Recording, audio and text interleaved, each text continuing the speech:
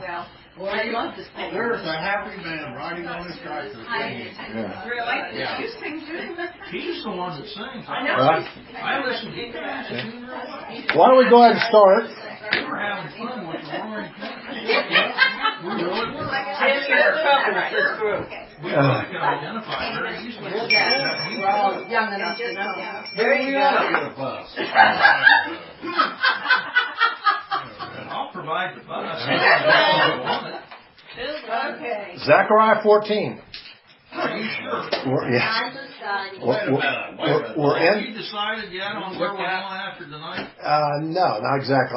I had a thought. Are you trying to get this chair with me or what? Quit. Must be my aftershave or before shave or something. Maybe no shade. No shave. Close You know shave. what? That's Somebody it. said Daniel, and I thought that sounded, because so much of the Bible revolves around what Daniel It does. said.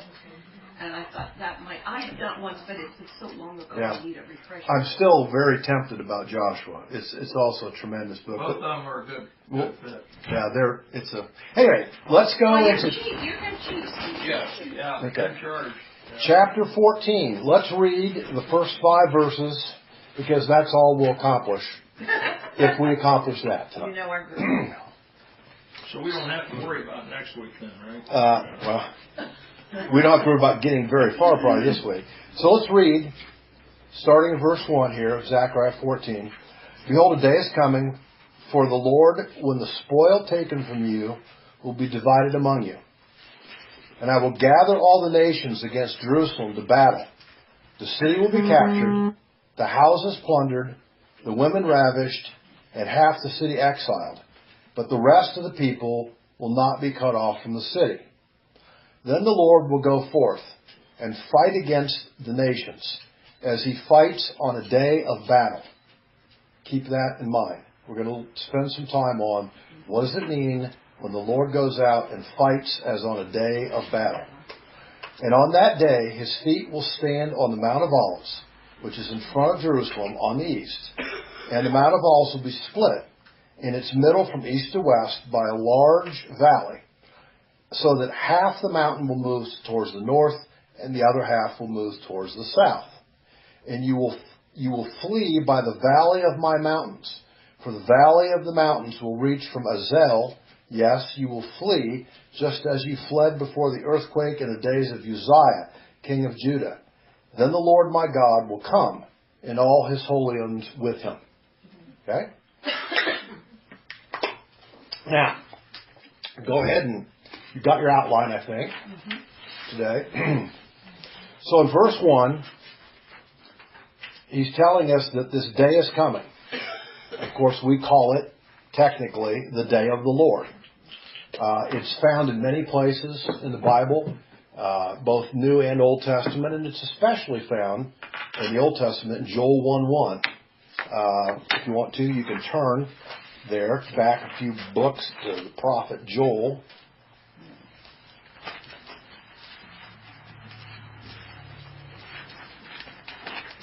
Joel 1:1. I'm sure tell fall's coming. Mm-hmm. Field of radies. Yeah. Feels good. Feels good. Does feel good. Oh, so good.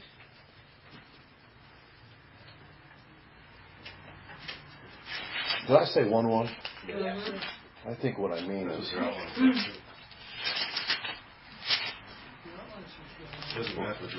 Well, I think I wrote that one down incorrectly. Sorry about that. Well, for instance, it's probably 2:1. Blow a trumpet in Zion and sound an alarm on my holy mountain. Let all the inhabitants of the land tremble, for the day of the Lord is coming. Surely it is near. And then he goes on and Joel talks about how special a day it is. It's Joel 2. Yeah, 2:1. Yeah. A day of darkness and gloom, a day of clouds and thick darkness. As the dawn is spread over the mountains, so there will be a great and mighty people. And then we'll stop there, but he goes on. In other words, that at the day of the Lord, at the culmination of it, which of course we're reading about right here in Zechariah, it will be a very unusual day. And you'll even see later on in the chapter, even in terms of daylight and darkness, and meteorologically, it'll be a very unique day, like none other that's been before. So that's the time frame he's talking about here. Matter of fact, then he goes on and says that it's during this period, and the whole context of what he's talking about here is the fact that, as Paul says in Romans 11:25, that until the time of the Gentiles be fulfilled. And what that means is that from many, many thousands of years ago, the dominance of the world was not any longer Israel, but rather the Gentile nations. We go through the book of Daniel again about all the history of all these Gentile nations. And they dominate the world scene, and they dominate the world scene in this very day, to this very day. But a day will come that they will not. And this event in Zechariah 14 ushers in the beginning of that new era. And that new era is the day of Israel. And all nations will be subjected to the Messiah. And the center of worship and the center of, really politically even, and very great extent, will be Israel in Jerusalem. So things will radically shift that way also. Now, you'll notice here that in the first part of the battle, that things do not go well for the Jews. Okay? He says, when the spoil taken from you will be divided among you. In other words, they will literally see their town, their city Jerusalem, their country, their houses being robbed, and they will see their invaders, this coalition of Antichrist forces, dividing up the things that they owned among them. And we go on, we'll see also, let's go to verse 2. He says, and I will gather all the nations against Jerusalem to battle, and the city will be captured, the houses plundered, the women ravished, half of the city exiled, but the rest of the people will not be cut off from the city. So as a result of this initial invasion of these troops into Jerusalem, half of it's taken. And of that half that's taken, those individuals are exiled. That is, they're moved out of their own homes. They're displaced. Women are assaulted. Houses are torn apart. And of course, like I said, in the very first part of this battle of Jerusalem, it's going to look to the Jews like, where's God? Where is he? Because they're getting really annihilated here in the first part of this battle. All over again. I'm sorry? It's like Hitler all over again. Yes. It'll be vicious the first part of this battle. So, one of the things that we can also mention here is that, some people, there are commentators, there are theologians that, of course, claim that the events that all surrounded, that are of prophecy, all the events of prophecy, including this event, were all fulfilled in 70 AD. That theological movement is called preterism. And they say that all the events were done by Titus, who was an Antichrist figure, and that everything occurred. Well, we'll give you a good example of how this cannot be. All right? And that is that right here, we find that half the city is exiled. But when 70 AD, when Titus finally conquered the city, okay, those that were still alive, and there were 1.4 million, Josephus tells us, that died in that invasion. But of those that were alive then, okay, all of them were exiled. Not half the city, all right? Didn't he leave a few, the poorest of the poor? Very few. But the vast majority of people were exiled into this. But this reads similar to what did happen back then. Except the specific events tell us it couldn't be. Because never before has Jerusalem only had half the city exiled. Mm-hmm. Okay? It's never occurred in any history that we know of. So, of course, in this battle we see here that part of the motivation will be that the invaders will, of course, want to divide up the natural resources of the country, and certainly those resources they find in the city. Now, Verse 3. Then the Lord will go forth and fight against those nations as when he fights on a day of battle. It's an interesting term. The Lord goes forth. It's the Hebrew word yatzah. And of course, what it means, it's used in several places, but some of its most famous usages are found in Exodus 14:15, which is the battle, God's battle against Pharaoh and the allowing of the Jews to be released from their bondage in Egypt. And of course, there also, as we're going to see here in just a moment, the same word is used in Numbers 21 in this battle where these two individuals are defeated named Sihon and Og. Now, there's a very interesting thing, I think. Turn to Numbers 21. Occasionally, you read something in Scripture, and it's an exceptional thing, and you go, wow, what about this? Well, one of these, I think, is Numbers 21, verse 14. This is in the midst of this battle that we're going to talk about tonight, a battle against Sihon and a battle against Og. And it says here in 14, therefore it is said in the book of the wars of the Lord. And then he goes on, and there's a quote from the book of the wars of the Lord.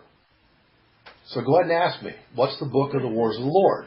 Okay? And the answer is, we don't know, because we don't have it. But we have reference to it that it existed. And people speculate that it was as a compilation of all of these different battles that God led the Jews in over all these years and what happened, the historical account of those things. But it's a book that's been lost to us, apparently. So, again, as I was studying this, I said, man, wouldn't we love to have that book? That would be a phenomenal treasure trove to understand. Question? Yes. Two questions, really, but is there any indication in the Bible as to where that book may have been? No. I haven't heard that either. No. I don't think there is. Again, there's a lot of speculation concerning, but we don't have any firm knowledge about it, other than we know that it existed because of this reference to it. Some things are mentioned in the Bible only once. Yes. And never again. They are. It's very interesting. It just is outside our ability to, peruse it. But we're going to talk about another interesting book tonight, too, in a little bit, that we actually do have a copy of. Okay? And it's one I think you have not heard of before. I have a follow-up. Go ahead. If you feel like Sarah Huckabee, that's okay. But three questions, whatever. If we go back to 14:2, that was referring to the Antichrist that you were referencing to how that was going to occur. Mm-hmm. Okay, my question is, I understood, the way I've been taught, that the Antichrist is going to appear, but already have been living on the earth. Is that correct or not? And if he does appear, where is he going to appear first? Is it going to be in Jerusalem? Is it going to be in Israel or some other country? Well, Whitehall. There's a lot of Whitehalls. He obviously will exist before it becomes evident as to who he is. Mm-hmm. What we're told in 2 Thessalonians 2 is that at the time of the abomination of desolation, it says that he is revealed. So the only time that you can be certain about who he is would be at that moment. Okay? He's going to appear clearly as Messiah's Savior, as Israel's Messiah and Savior. But, of course, and we know from what we studied in Zechariah, the false shepherd, that they will accept him initially as such. It appears that he will enact a treaty. And it appears that treaty secures the safety of Israel for the first 3.5 year period that we call the tribulation, 7 years. So, but what I personally believe is that there will be we know that an event occurs that's unique. We read it in Revelation. And that is, he has a mortal wound. Do you remember when we studied about that? We talked about the idol shepherd, and we went into Revelation. And then it's been healed. And then it is healed. So it's something that should have apparently killed him, does not.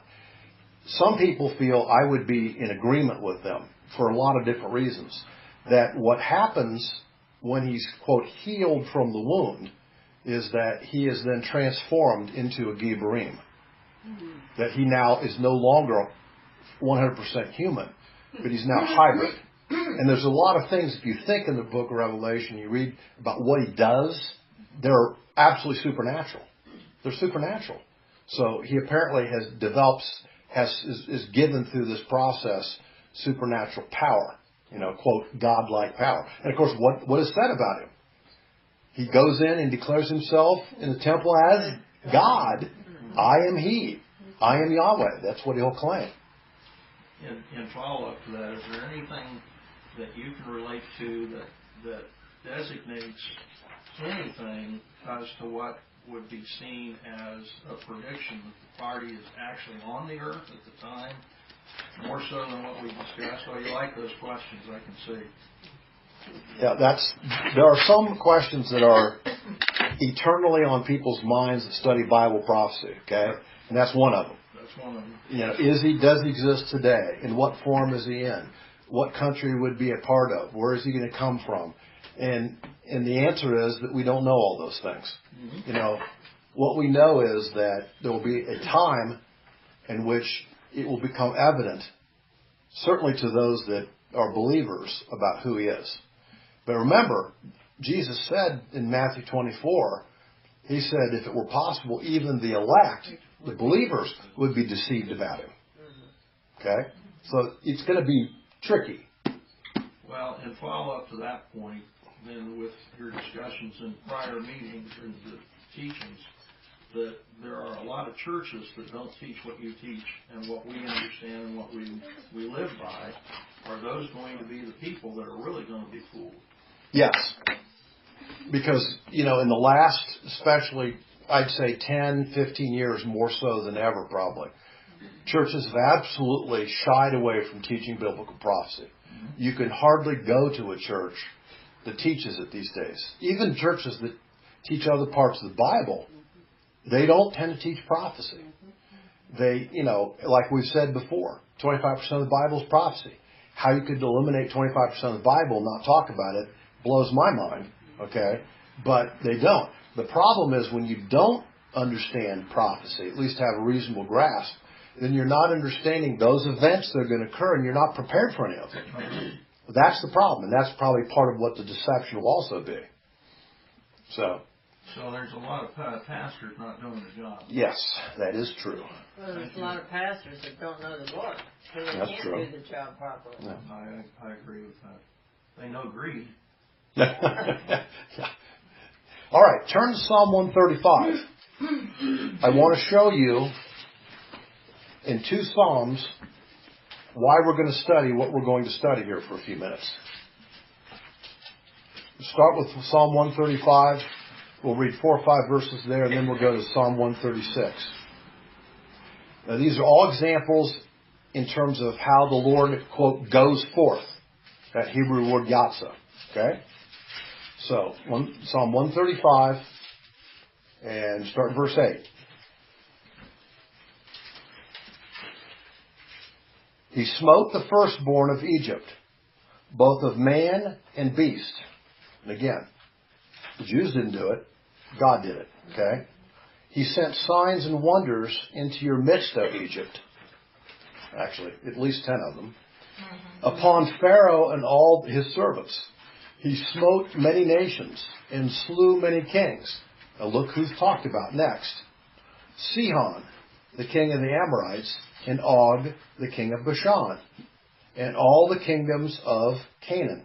And he gave their land as a heritage to Israel, his people. So, there are 3 historical accounts that the psalmist identifies here. The miraculous overcoming of Egypt and the allowing of the Jews to be freed from slavery. of the overcoming of Sihon, the king, and overcoming of Og, the king. All right? Now, turn to your next page, probably in your Bible. That's Psalm 136. We're going to look starting in verse 15.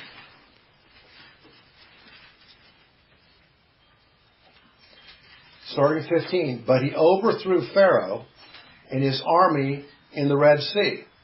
For his loving kindness is everlasting. To him who led his people through the wilderness.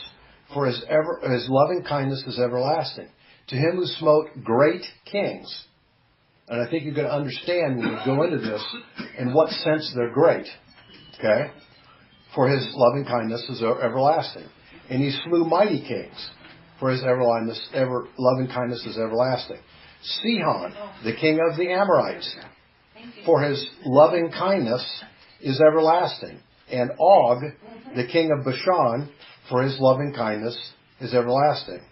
And he gave their land as a heritage, for his loving kindness is everlasting. So again, we see there's a reiteration, a theme here of the great things that God did in Egypt against Pharaoh, the great things he did against Sihon, and again, the great things that he did against King Og.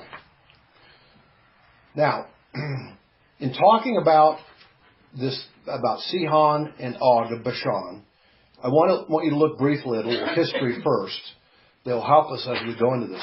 Go to the book of Deuteronomy. We're going to be in Deuteronomy and Numbers here for a while.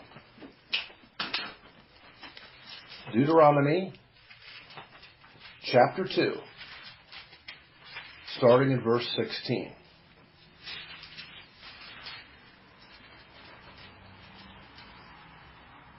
I'll tell you what, I'm going to read 8 through 12 and then drop down to 16. Because I want you to get a flavor of what's going on here. Now, again, Moses is talking about what happened at the end of their 40-year travels in the wilderness. Remember, they were put in the penalty box for 40 years because of their unbelief. They go all around Saudi Arabia, around and around for 40 years, okay? Until God said, only Joshua and Caleb among the mighty men will be allowed to live to go into the land. Everybody else of their age, okay, and older, had to die first before God let them in the land. So it was one 40-year-long funeral procession. Yeah. I'm serious. You think how many people must have died during that time. There must have been funerals many times a day. Remind us how many were traveling? We estimate their size to be close to 2 million at this point. 2 million. Yes. Did Moses' wife and child go with them? Or did she stay back? No, I believe They she... came later. They joined him later. Yeah, I think you're right. Yeah, he sent for him later. Yeah. He sent for him later? Yeah. Not at the time. No, I think, no, she was not... Crossed and opened the seas. And His father-in-law, remember? Yeah, I think she stayed, she and the son stayed with Jethro, his father-in-law, until they actually had left the land. I don't know the exact time that he sent. I have to look that up. Do you know the? Well, I I'm not remember certain. that his father-in-law was the guy who advised him to involve helpers. Yes, judges. Right. He was well into He it. was well there into the wilderness, but Yeah. not in the beginning. Yeah. So the point is that after this 40-year timeout, now they're ready to enter into the land that they'd been promised before, and they could have gone into 40 years earlier if they'd been faithful. So let me read. Here they are. They're coming from they actually are coming from the east, going west. Okay, because they're in Saudi Arabia, and they're moving over into these areas, these territories that they haven't been for quite a while. So let's read about these territories, starting in verse 8 of Deuteronomy 2.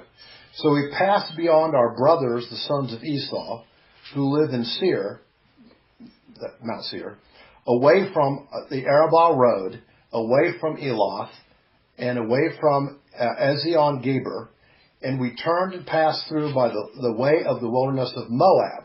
So the first area they come into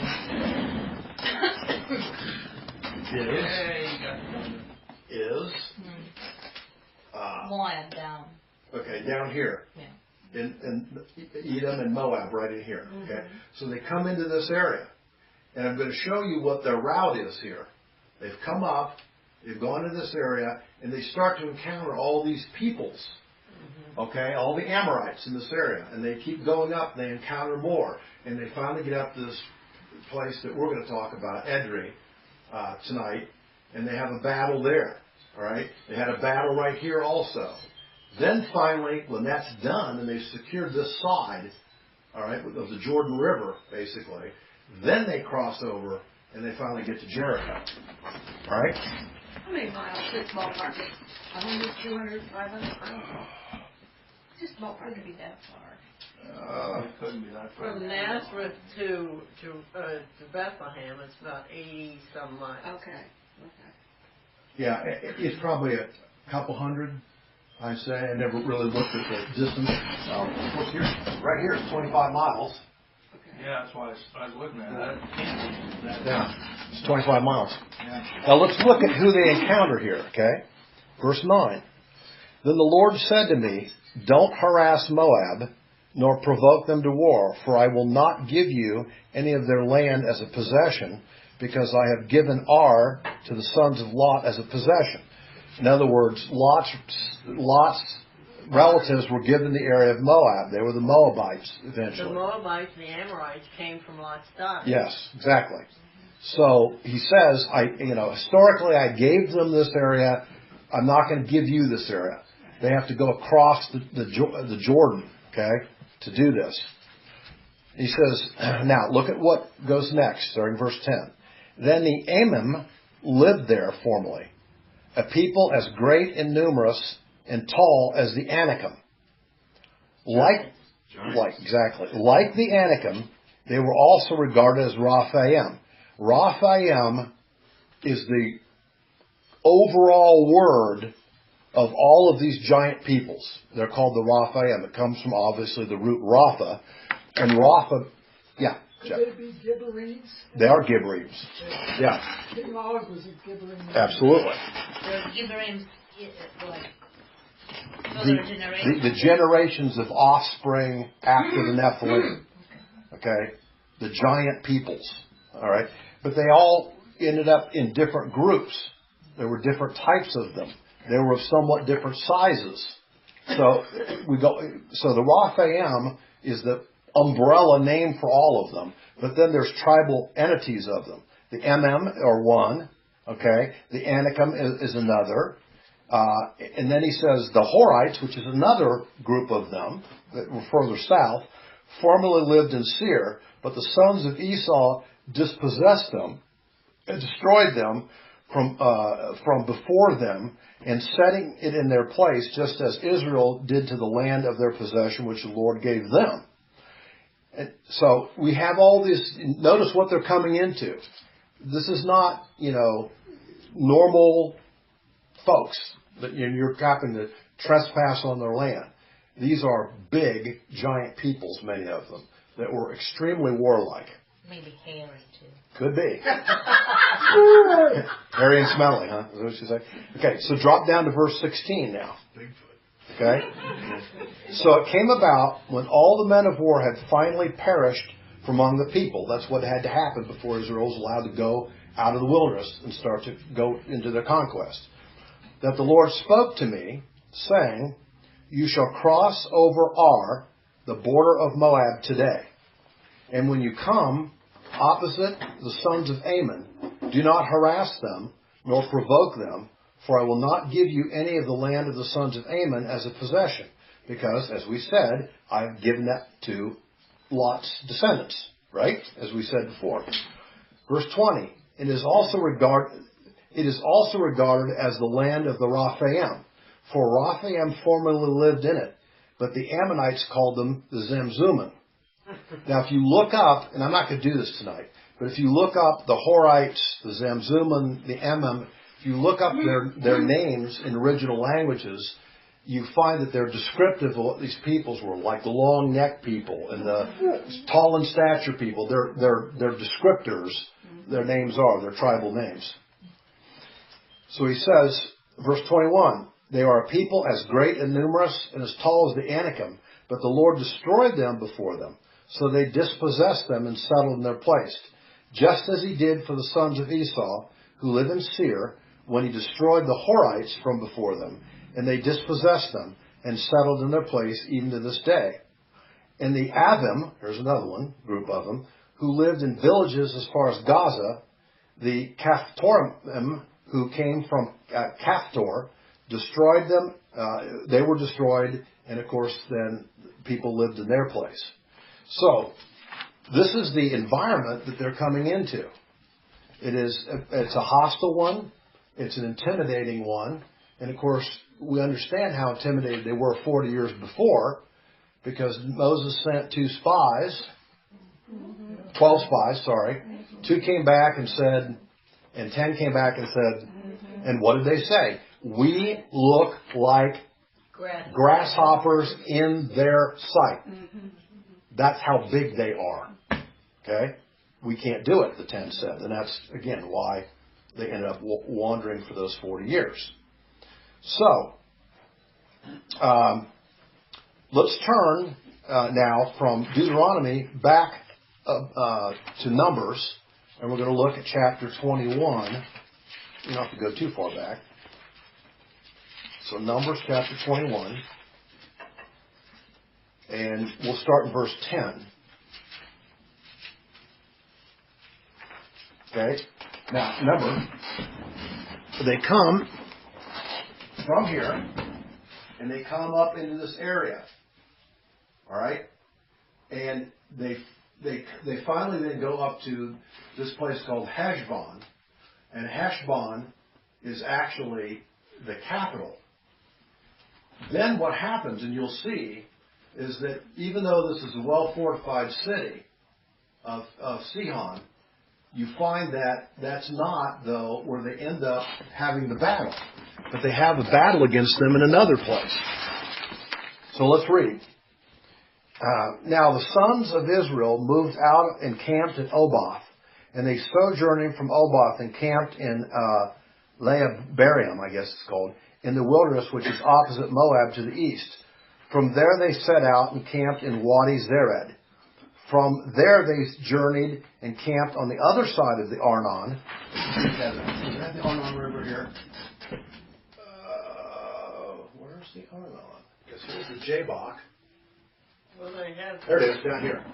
So here's the Arnon, and here's the Jabbok. And this is kind of the territorial area here of this group of people. So they're moving up into that area. And he says, from there they journeyed, verse 13, journeyed and camped on the other side of the Arnon, which is in the wilderness that comes out of the border of the Amorites. For the Arnon is the border of Moab, between Moab and the Amorites. See, it's a border area, that river. And then, of course, the verse we just read a little bit before. Therefore it is said in the book of the wars of the Lord, and in this quote that's in the book of the wars of the Lord. Verse 16. And from there they continued to Beer, that is the well there where the Lord said to Moses, assemble the people that I may give them water. And of course then they have a poetic response to finally getting water there, spring up a well, sing to it, etc., etc. And then in verse 19, and then it goes on and says, from Mataha and Nahaliel, and from Nahaliel to Bemoth, and from Bemoth to the valley that is in the land of Moab, and to the top of Pisgah, which is the mountain, Mount Pisgah there, which overlooks the wasteland.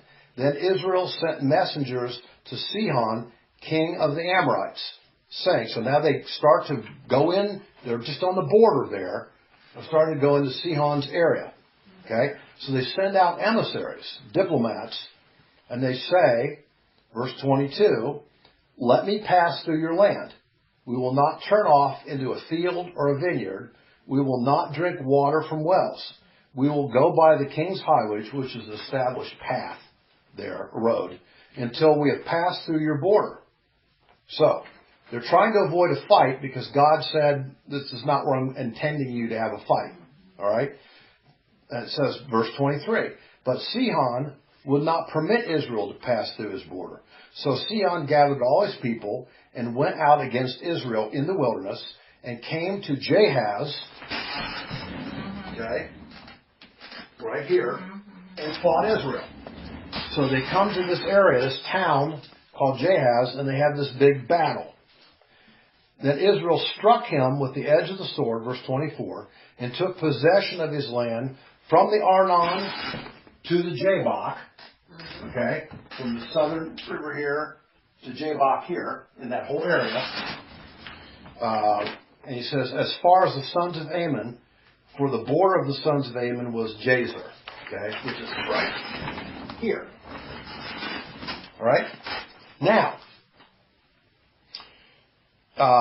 so, after they defeat Sihon at Jahaz, then they have a victory song, and it's recorded starting in verse 25. So we're going to read now verses 25 through 35 of Numbers 21. So starting in verse 25, and Israel took all these cities, and Israel lived in all the cities of the Amorites, in Heshbon and all her villages. It is estimated that Sihon had probably about 50 towns that were in his kind of empire of this area here. And they conquered each one of those towns also. It says, for Heshbon was the city of Sihon, that is, it was his capital. We know that archaeologically. He was the king of the Amorites who had fought against the former king of Moab and had taken all his land out of his hand as far as the Arnon. Therefore, those who use proverbs say, and this is a song, it's a victory song or poem, okay? Come to Heshbon, let it be built, and let the city of Sihon be established. For a fire went forth from Heshbon, a flame from the town of Sihon. It devoured Ar of Moab. In other words, we just read that he captured the Moabites, and then that's how he gained his territory there. Okay? Woe to you, O Moab! You are ruined, O people of Chemosh. Chemosh is their god. He has given his sons as fugitives and his daughters into captivity to an Amorite king, Sihon. But we have cast them down. Heshbon is ruined as far as Dibon. Then we have laid waste to Nophah, which reaches to Medeba. Okay? So there are all these town areas there. So what he's saying is, if Sihon was so great that he beat the Moabites, we are so great that we beat Sihon. Okay? In other words, we're greater, we've been led and greater than all of those. So verse 31. Thus Israel lived in the land of the Amorites, and Moses sent to spy out Jazer, and they captured its villages and dispossessed the Amorites who were there. Then they turned and went up their way to Bashan. So in other words, after they've conquered all of this area and all the cities in this area, okay, then they start moving north. Ashtaroth is the capital city of Og. Okay? It is Og, saying Bashan Og. Og, right. Okay, up in there. So they move up here into this area next. Now, let's see. Where was I here? 33, okay. Then they turned and went up by their way to Bashan, and Og, the king of Bashan, went out with all his people for battle at Edrei. But the Lord said to Moses, do not fear him, for I have given him into your hand. Now, I'm going to show you in a minute in Deuteronomy 3 why you would want to fear him. Okay? But the Lord says, don't worry. Don't fear him, for I have given him into your hand, and all his people and all his land. And you shall do to him as you did to Sihon, the king of the Amorites, who lived in Heshbon. So they killed him and his sons and all his people until there was no remnant left, and they possessed his land. So, they have two different battles. The first one against Sihon, and the second one against Og. Now, as we said, Og's capital is Ashtaroth. And this is where he meets Israel in the plains outside of this town called Edrei. And he's defeated there. Now, one of the interesting questions that people have asked is why is it that Og left the capital, his capital of Ashtaroth, and then came to Edrei, but where he met them in war was not in Edrei, but rather was outside in the plains around it. And here's why. I'm going to read a little bit to you here. Here's why it seems to be an enigma why he did this. Og lived not in Edrei, but rather his capital was Ashtaroth, his principal capital. So when he heard the stunning news of Israel's crushing defeat of his brother Sihon, the rabbinic teachers say that Sihon and Og were brothers. We know that Og is clearly called a giant. You'll see here in a short time. But the rabbinic writers say that Sihon was also a giant too and was his actual brother. And that Jair and his army were marching on Edrei, a few miles southeast of Ashtaroth. He rushed to that city's defense. As Jair approached from the south, Og marshaled his forces on the plain outside of Edrei to oppose. Jair is one of the sons of Israel that was a general that was sent to in his first campaign against Og. That's who Jair is. And it says he says Jair approached from the south. Og marshaled his forces on the plain outside of Edrei to oppose him. This move has long baffled many military experts, for Edrei was in ordinary circumstances an almost unassailable place, since it was, strange to say, built in a hollow artificially carved out of the side of a mountain, with a deep gorge of two rivers that isolated it from the country around. Now, can you imagine? You have this massive cave system, and you have all these things built into the cave, and you have two rivers that also make it almost impenetrable. He had this absolutely impenetrable position, and yet he left it and came outside into the plains of Edrei and ended up being slaughtered. In other words, if he had put inside his subterranean city, which lay about 70 feet below the surface of the mountain, it would have been impossible, humanly speaking, for the Israelites to have conquered him. The only hope they would have had of taking this place would be a very long siege, and that would hardly even have been possible to maintain because they could not, without great difficulty, investing into this battle. The western side near the plain, they might watch and cut off all supplies from that quarter. But most fruitful, indeed, is the part of Bashan. But to reach this eastern side of Edrei, they must have penetrated some distance among the rocks. And not only would this have been too dangerous a work to attempt, but even if they were able to watch ever so well around there, the people of Argob, that area east, the city east, knowing all the winding ways within the rocks, could have managed to bring provisions into the city without being seen. The only real hope of taking the city was by drawing the Raphaim, Og, out into the plain for battle. Okay? And that's exactly what he did. He went out into the plain. Now, the question, of course, is why? And I think there's three possible reasons why he did this. God wanted him out there. He did, but here's the thing. First of all, he is enraged at the death of his brother Sihon. Okay? He is out for revenge, big time. He's blinded, apparently, by his rage against Israel. I think that's one factor. Secondly, there's this very interesting statement.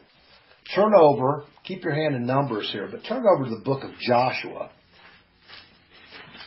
At the very end, in chapter 24, I want to show you a very interesting verse that's set very, very much at the end of this book. Joshua 24, starting in verse 11. He's reiterating here the things that the Israelites have accomplished in their conquest through the book of Joshua. And he says, "And you crossed the Jordan and came to Jericho. And the citizens of Jericho fought against you. and the Amorite, and the Perizzite, and the Canaanite, the Hittite, the Girgashite, the Hivite, and the Jebusite. Thus I gave them all into your hand. Now look at 12. Then I sent the hornet before you, and it drove out the 2 kings of the Amorites from before you, but not by your sword or by your bow. So, there was a miracle that occurred here. God apparently caused these horrific hornets to end up invading the town of Edrei, where Og was, and it drove them out into the plains. Okay? Remember what he says here. He says, but not by your sword or by your bow. In other words, God is the one that caused them to be driven out by this huge plague of hornets that came against Og and his troops. Now, yeah, that's right. Now, I think there's a third element here of why Og probably went out and did this and came into the plains. Can I ask a question? Yes.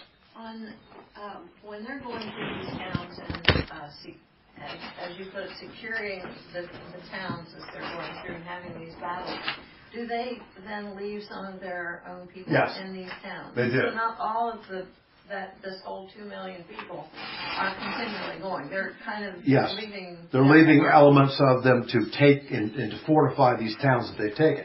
Okay. And if I'm not, is it Manasseh? Manasseh and Gad. And Gad, they end up asking for this territory. Half Manasseh. Half Manasseh. They say, it's a great place to grow cattle, I think was their argument. And they asked Moses to ask the Lord and say, we were the ones that primarily were involved in beating these areas and winning the battles here. Could we have our portion here? And so actually their portion was outside technically of Israel, because you'd have to go over to the Jordan to technically get inside Israel. Didn't they have to go together with others and then come back? Yes. The military men, though, had to go with Israel, the rest of Israel, and do the conquest, and then they were allowed to go home. That's correct. And the other one was Reuben, that stayed on the east side of the Jordan. Okay. Now, I want to show you something that I think might interest you. Oh, yes. All right. Let me get giant hornets. Now, there is a thing called the Book of Og. It is a document. Let me read a little bit about it to you. Okay? It was written in both Aramaic and Latin. And of course, it's been a source of great speculation within the research halls of the Vatican Library. As I said, it was written in 2 original languages. The Latin version was censored and all copies destroyed by the Catholic Church in the 5th century A.D. The Book of Og is referenced by association throughout history in a number of different places. In a New History of Ecclesiastical Writers, this book that was written in 1693, it mentions the Book of Og. We also find in a Vatican volume called The Blasphemy Trial of C. Southwell of 1841 that in the middle of that trial, the documents of that trial, the court, if you want to, documents, there's a reference to the lost Book of Og. Now, it involves a large piece of the Raphaim history and, of course, contains what appear to be the writings of Og. Of course, it's a pagan book, and because of this, the Catholic Church had great problems with anyone studying it to any great extent.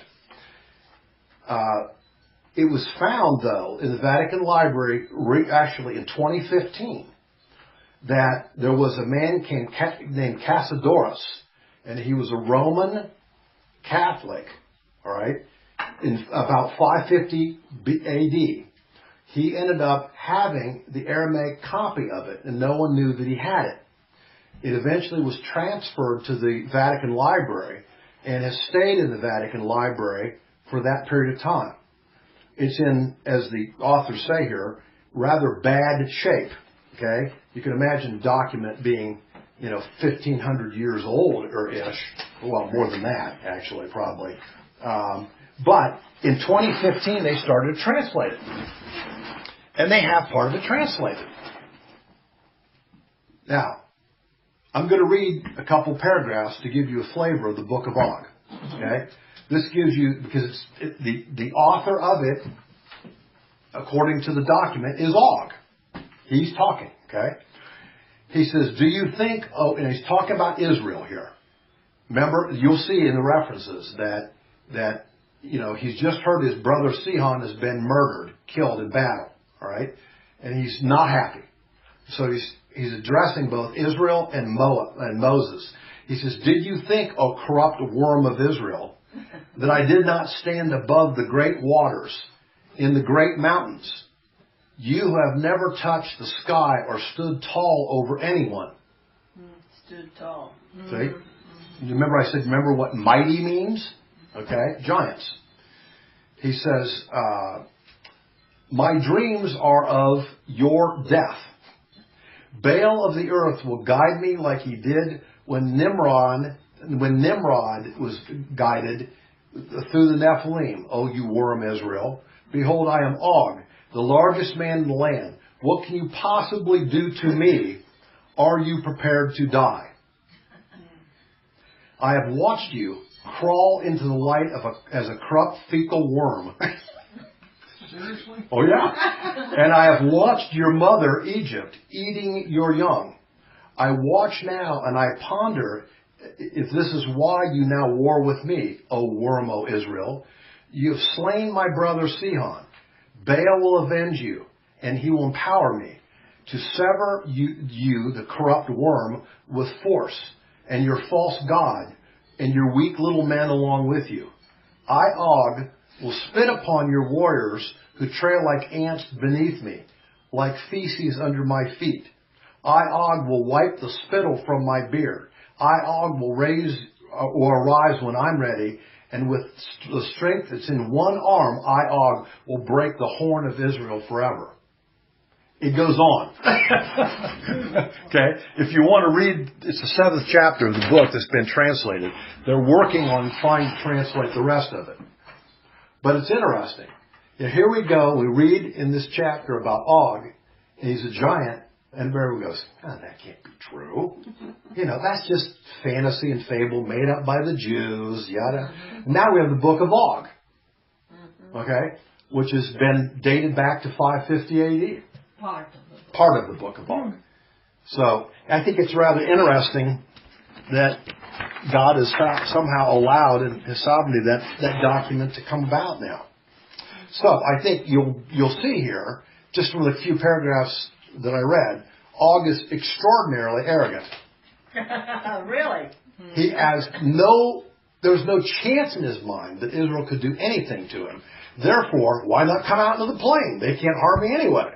And I think that's obviously his tragic mistake. He didn't read about Goliath, did he? No, he didn't. Of course, that was he weren't there then. Right. So that's later. Can I ask another question? Yes. It's $25 on You're cheap. If you said 125, I might have thought about it. Well, that's the book of Og, Enoch, and the Giants. Yes. Trilogy. I just wanted to know if you had any references why the Vatican destroyed the other book.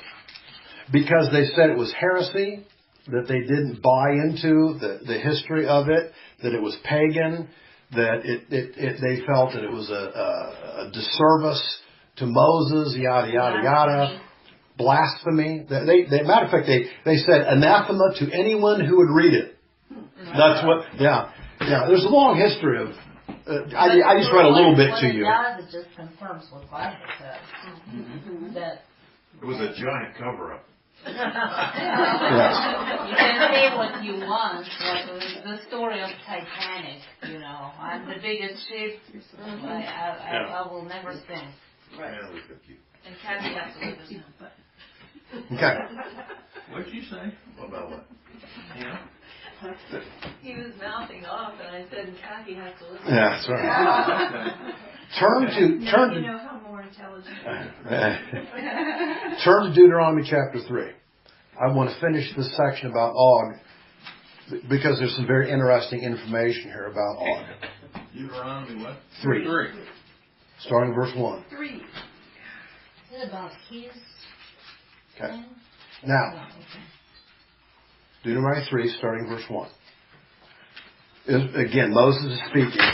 He says, Then we turned and went up the road to Bashan, to Og, the king of Bashan, with all his people, and they came out to meet us in the battle of Edrei. And the Lord said to me, Don't fear him, for I have delivered him and all his people and his land into your hand, and you shall do to him just as you did to Sihon, the king of the Amorites, who lived in Heshbon. So the Lord our God delivered Og also, king of Bashan, with all his people into our hand, and we smote them until no survivor was left.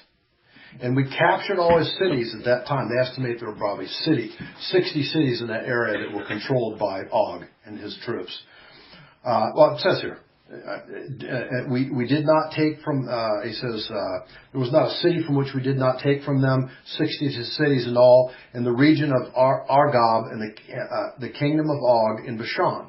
All these were his cities, fortified with high walls, gates, bars, and besides a great many unwalled towns. And we utterly destroyed them, as we did to Sihon, the king of Heshbon, utterly destroying the men, women, and children of every city. But all the animals and the spoil of the cities we took as our booty. Thus we took the land at that time from the hand of the two kings of the Amorites, who were beyond the Jordan, from the valley of Arnon to Mount Hermon. The Sidonians call Hermon Sirion, and the Amorites call it Senir. And all the cities of the tableland, and of all Gilead, and all Bashan, as far as Salakah and Edrei, cities of the kingdom of Og, of Bashan. Now, here's the really interesting one, verse 11. For only Og, king of Bashan, was left as the remnant of the Raphaim, and I'm certain he means in that area, because they encountered other ones as they came into Israel. Behold, his bedstand was on an iron bedstead. It is in Rabbah of the sons of Ammon. Its length was 9 cubits, and its width 4 cubits by ordinary cubit. So, how big was his, quote, bedstand? 13 feet. 13 and a half feet long and 6 feet wide. Big boy. Big boy. Did he All have right. a contract with the NFL? That's right. It should have. It should have been. He'd be even a little too arrogant for the NFL, maybe. I don't know. But here's the thing that's interesting. Some translators, when they say bedstand, say that it's actually his funeral crypt. That it's an iron-trimmed basalt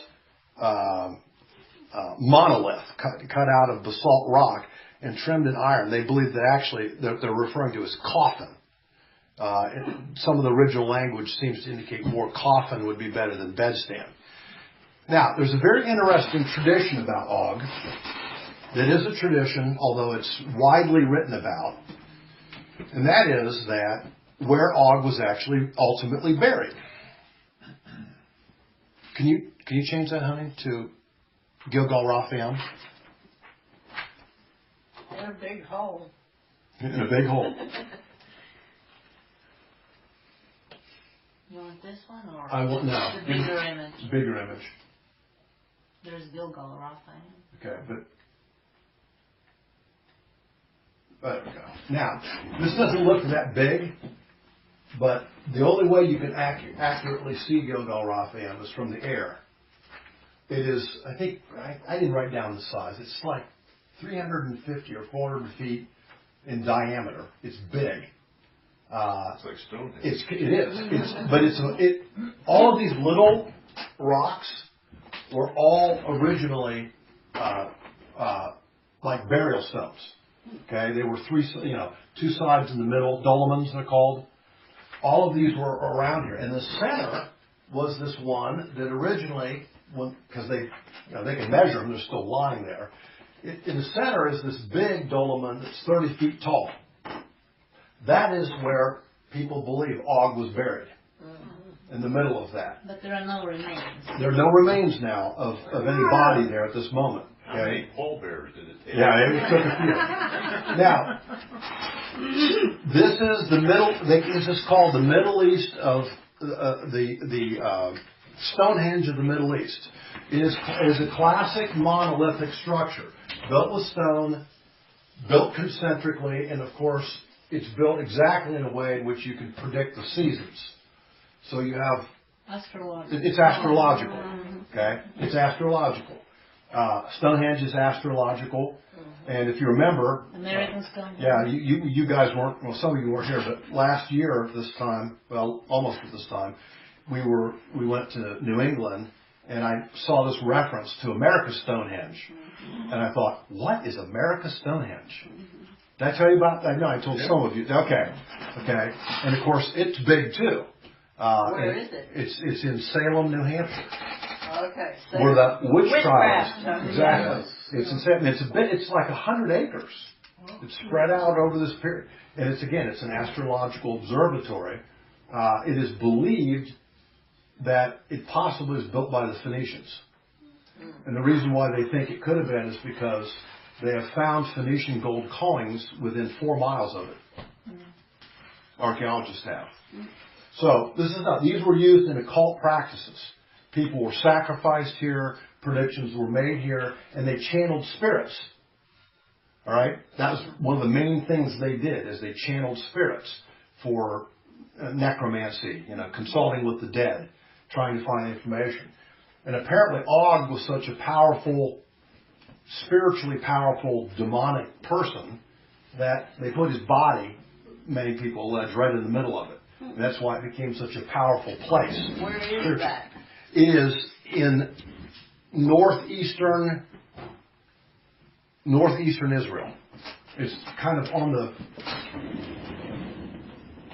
I think they have it here, don't they? Yeah. Is that what? It's where it's circled. Okay.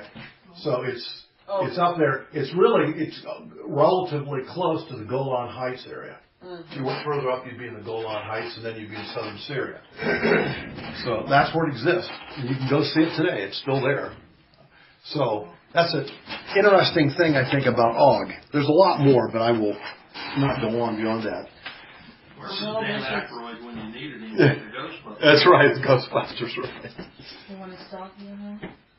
Um, And then next week we'll go back to the island. Well, yeah, either that or I could finish up verses 4 and 5 right, fairly quickly. I have a basic question concerning the size of this gentleman. Yes. And you were talking about the proposed idea that it was a casket. So what did they do with the body? Because you don't build a casket like that in one day. Did they mummify the people, or how did they manage those things? We still know. I don't know what the history of the Moabites was in terms of the burial. I just haven't looked into Well, it. if you make a research, you'll find out that there are many gigantic remains all over the world, which means that they used to bury one another.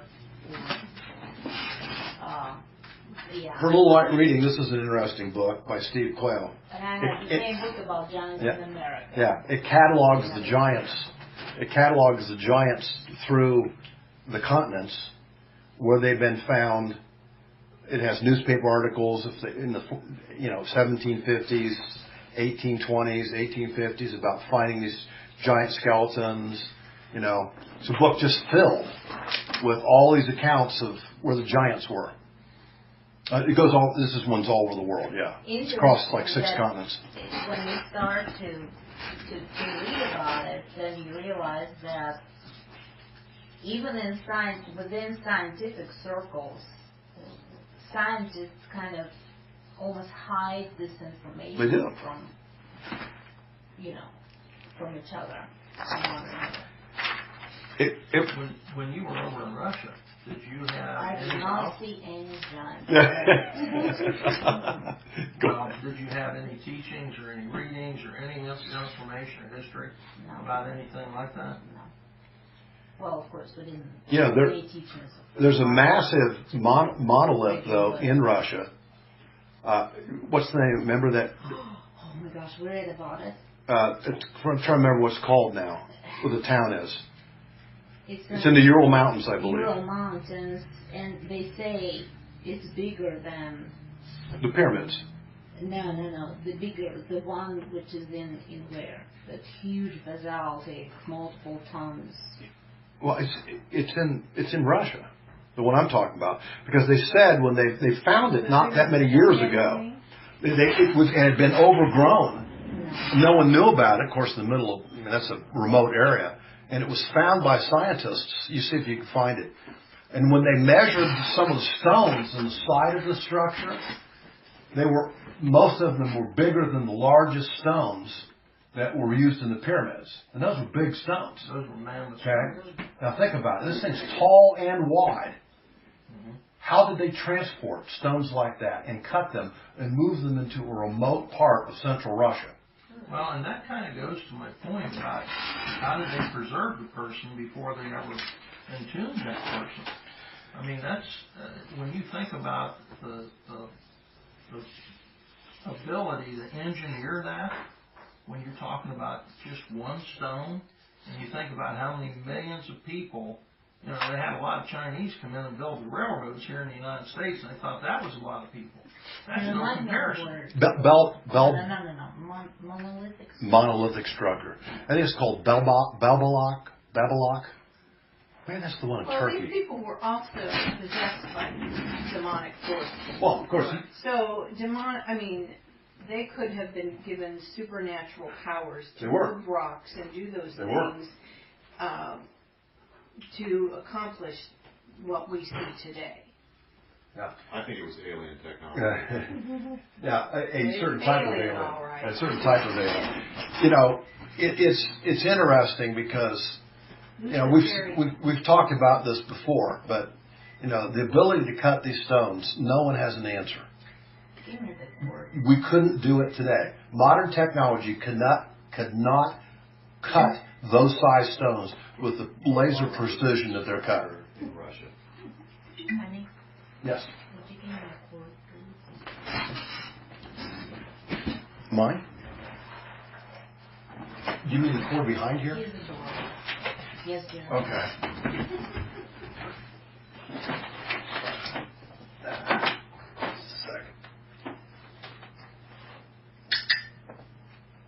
Glad you're not flying a plane. Yeah. There. Here. What's that one? I got it. Thank you, Joe. I got that. Which one are you going to show? I don't know. What? You want to control me? Wow. Is that possible? I don't think so. Wow. Calm down, Ognishka. Ognishka. No, I have nothing to do with Pretty quick, Joe. So, that's, That's what's in the middle of that. It says Montana. Yeah, I don't. No, it's not it. Okay, where is that? No, it's not. Okay, that's the one I was talking about. It's the biggest one they found before they found the one. You see, it's in InfoWars website. That huge. That's the one in Turkey, isn't it? Yes. Ball back. Look at that thing. It's all cut. How would you ever move that? I read it, saw a thing about a number of different. Baalbek, Lebanon. Lebanon. Okay. This All is right. where it is. Look at the size of that thing. Okay. Whatever. Whoops. We're experiencing technical difficulties. We're a little early for We'll White return House. to our station shortly. Yeah, right. At any rate, It's not beyond our ability. No yours. But check your TV.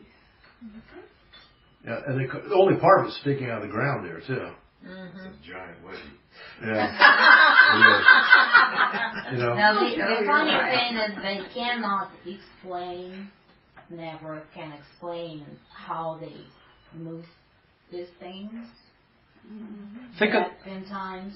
Well, But they don't want to admit that you know. They had engineering or ability to do something like that. well, the stones in the temple that are still in the wall around the temple are huge. they are, but they're nothing like these things. I know.